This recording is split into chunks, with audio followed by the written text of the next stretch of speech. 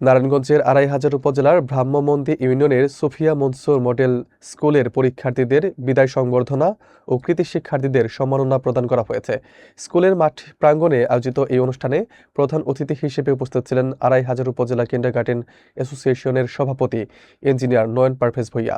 বক্তারা ছাত্র ছাত্রীদেরকে সঠিক পথে চলার এবং দেশ ও জাতির কল্যাণে ভূমিকা রাখার আহ্বান জানান। এ সময় শিক্ষাক্ষেত্রে বিশেষ কৃতিত্ব অর্জনকারী শিক্ষার্থীদের হাতে সম্মাননা তুলে দেওয়া হয়। বিস্তারিত থাকছে মনজুরুল আলমের প্রতিবেদনে। আড়াইহাজার উপজেলার ব্রাহ্মমন্দি ইউনিয়নে সুফিয়া মনসুর মডেল স্কুলে পরীক্ষার্থীদের বিদায় অনুষ্ঠান ও বৃত্তিপ্রাপ্ত কৃতী শিক্ষার্থীদের সম্মাননা প্রদান করা হয়েছে। স্কুলের মাঠে শফিউল আজম খোকনের সঞ্চালনায় এই বৃত্তি প্রদান অনুষ্ঠানটি অনুষ্ঠিত হয়। অনুষ্ঠানে প্রধান অতিথি হিসেবে আড়াইহাজার উপজেলা কিন্ডারগার্টেন অ্যাসোসিয়েশনের সভাপতি ইঞ্জিনিয়ার নয়ন পারভেজ ভূঁইয়া উপস্থিত ছিলেন। বিশেষ অতিথি ছিলেন একই অ্যাসোসিয়েশনের সাধারণ সম্পাদক শফিউদ্দিন মোল্লা।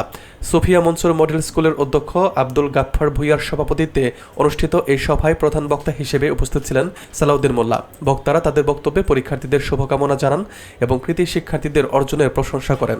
অনুষ্ঠানে বিভিন্ন এলাকা থেকে আগত বিপুল সংখ্যক অভিভাবকও উপস্থিত ছিলেন বলে জানানো হয়।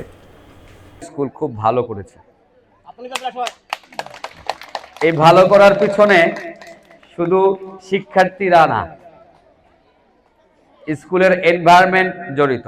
এনভায়রনমেন্ট বলতে আমি বুঝাতে চাচ্ছি এখানে শিক্ষার সুব্যবস্থা করে দেওয়া ম্যানেজিং কমিটি, স্কুল পরিচালনার কমিটি ও সবচেয়ে বেশি অবদান হচ্ছে যে শিক্ষকরা এই বাচ্চাদের পড়ানোর কাজে কাজ করে এবং এই বাচ্চাদের অভিভাবকদের আমি আবারও ধন্যবাদ জানাই।